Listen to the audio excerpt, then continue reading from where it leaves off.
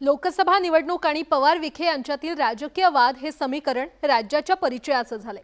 या वर्षीची निवडणूक देखील त्याला अपवाद ठरली नाहीये, कारण 1991 पासून सुरू झालेला पवार विखे यांच्यातल्या राजकीय संघर्षाचा वाद पुन्हा उफाळलाय। राधाकृष्ण विखे पाटलांनी शरद पवारांवर आता हल्लाबोल केलाय।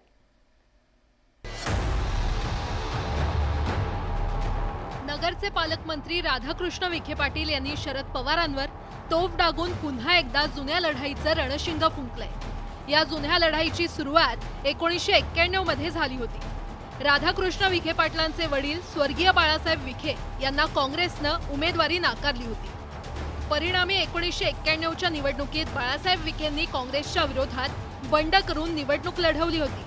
त्यावेळी शरद पवार यांच्या सांगण्यावरून नगर दक्षिणमधून यशवंतराव गडाख यांना उमेदवारी देण्यात आली होती। हाच धागा पकडत विखे पाटील यांनी शरद पवारांनी आतापर्यंत नगर जिल्ह्यात भांडणं लावून राजकीय पोळी भाजल्याचा आरोप केला।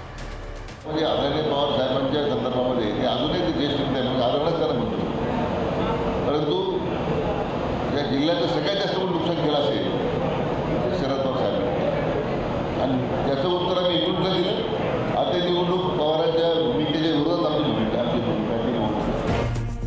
नगर दक्षिण लोकसभा मतदारसंघातील 1991 ची निवडणूक राज्यात प्रचंड गाजली होती।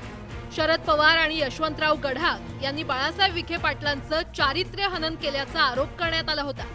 प्रचाराच्या भाषणात शरद पवारांनी जळजळीत टीका केली होती।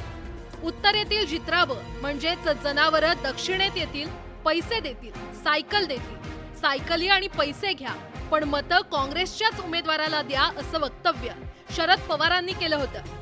त्यावरून आचारसंहिता भंग झाला। सायकल हे बाळासाहेब विखे पाटलांचं निवडणूक चिन्ह होतं। परिणामी गडाख आणि शरद पवारांच्या विरोधात बदनामीचा खटला दाखल करण्यात आला होता। त्यावेळी कोर्टानं गडाख यांना 6 वर्षांसाठी निवडणूक बंदी घातली होती, तर शरद पवारांवर ठपका ठेवत नोटीस काढली। पण त्यावेळी शरद पवारांची राजकीय अपात्रता टळली होती। मात्र तेव्हापासून पवार विरुद्ध विखे हा संघर्ष सुरू झाला। तर राधाकृष्ण विखे पाटलांनी शरद पवारांवर केलेल्या आरोपांवर राष्ट्रवादी काँग्रेसकडून पलटवार करण्यात आला।